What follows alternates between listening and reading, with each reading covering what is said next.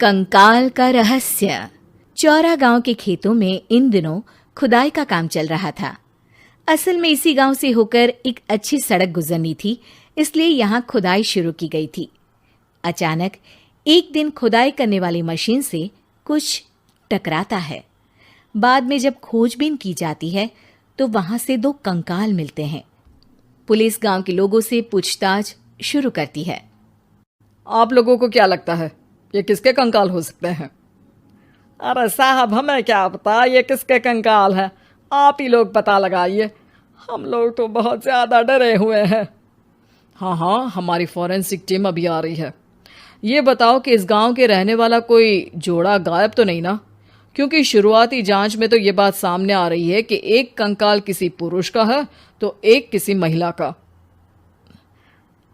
साहब, हमें तो बहुत डर लग रहा है। ऐसे कंकाल मिलने का मतलब गांव के आसपास ही किसी की हत्या हुई है या फिर किसी को जलाकर मार डाला गया है। हाँ साहब, हम अपने परिवार को लेकर बहुत ही ज्यादा परेशान हैं। देखिए, आप लोगों की परेशानी हम समझ सकते हैं, लेकिन आप लोगों को पुलिस का सहयोग करना होगा, क्योंकि आपके सहयोग के बगैर हम ये पता नहीं लगा सकते हैं कि आखिर ये किसके कंकाल है और इनकी हत्या किसने की। ठीक है साहब, गांव के लोग आपका पूरा सहयोग करेंगे। हाँ साहब, पूरा सहयोग करेंगे। तो फिर ठीक है, हम अपनी जांच शुरू कर देते हैं। कुछ दिन बाद जांच रिपोर्ट आ जाती है। पता चलता है कि ये कंकाल करीब 20 साल पुराने हैं, यानी 20 साल पहले किसी जोड़े की हत्या कर शव को यहाँ पर दबा दिया गया था। इंस्पेक्टर राघव, ये बताओ कि 20 साल पहले की मर्डर मिस्ट्री क्या अब सुलझ सकती है?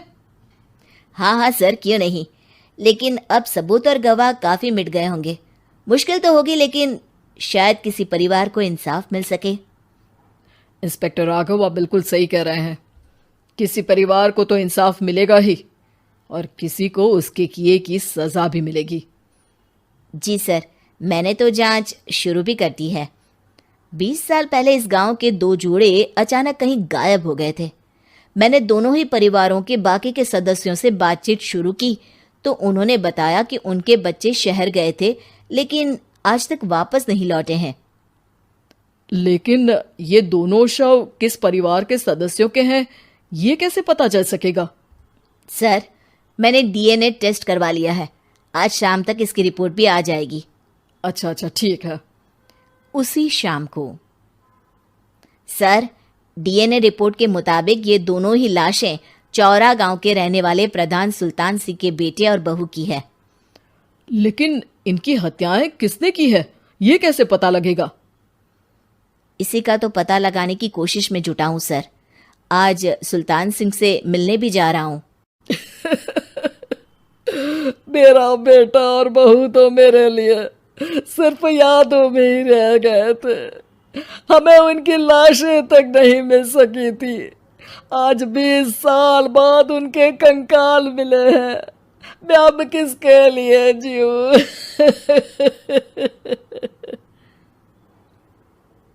लेकिन सर, क्या आपकी किसी से कोई दुश्मनी थी?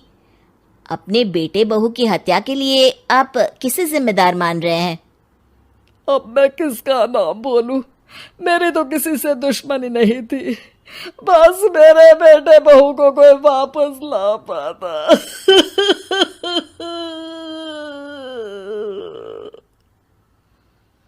इसके बाद सुल्तान सिंह फूट फूट कर रोना शुरू कर देते हैं। सर, अब आप इनका अंतिम संस्कार करवा सकते हैं। कम से कम इनका शरीर ना सही, इनका कंकाल तो आपको मिला है। लेकिन हाँ, अगर आपको कुछ भी याद आए तो जरूर बताइएगा।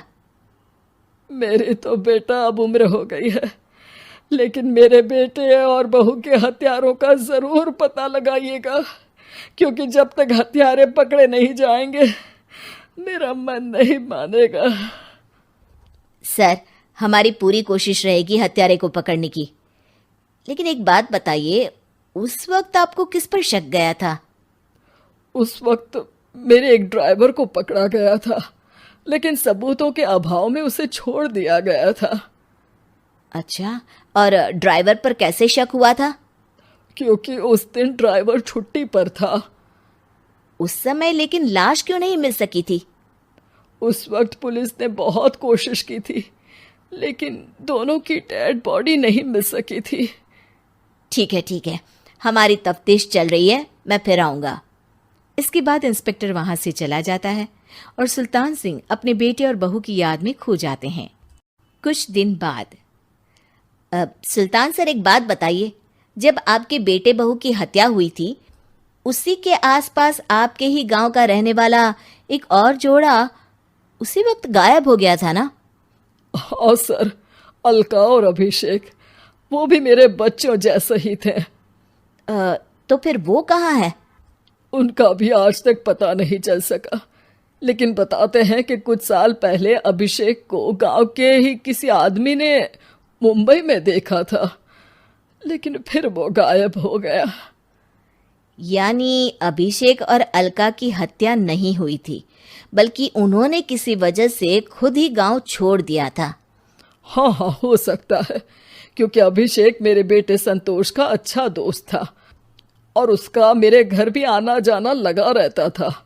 हो सकता है कि उसने मेरे बेटे और बहू के बारे में सुन लिया हो और ये गांव छोड़ दिया हो सकता है। उनके परिवार का कोई अब नहीं रहता क्या इस गांव में? अब तो कोई नहीं रहता। एक चाचा थे, लेकिन उन्होंने भी अपना पुश्तैनी मकान बेच दिया है। वो भी अब कहीं शहर में ही बस गए हैं। ओह, अभिषेक और अलका के बारे में भी पता लगाना होगा। हो सकता है कि वही इस हत्या के बारे में कुछ बता सके। हो तो सकता है, लेकिन वो बेचारे तो खुद ही वक्त के मारे थे, वो क्या बताएंगे।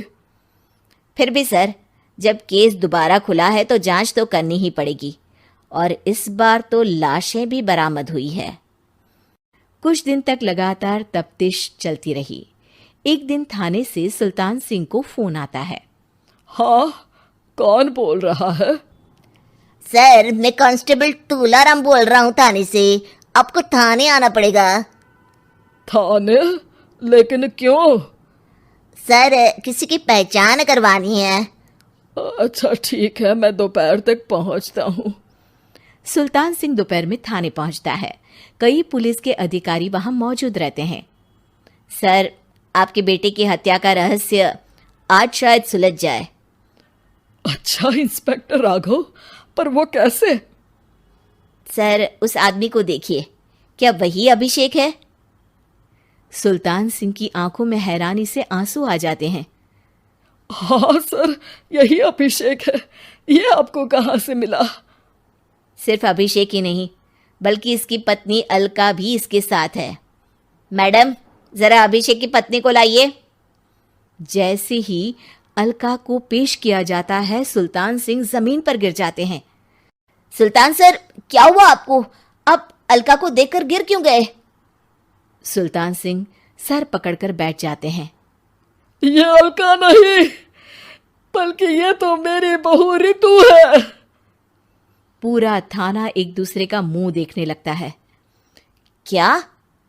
इसके बाद हर किसी को दो कंकाल और हत्या का रहस्य समझ में आ गया।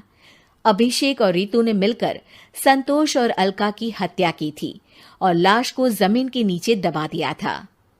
आज 20 साल बाद इस हत्या का रहस्य खुल सका था कि अवैध प्रेम संबंध में 2 मासूमों की जान गई थी।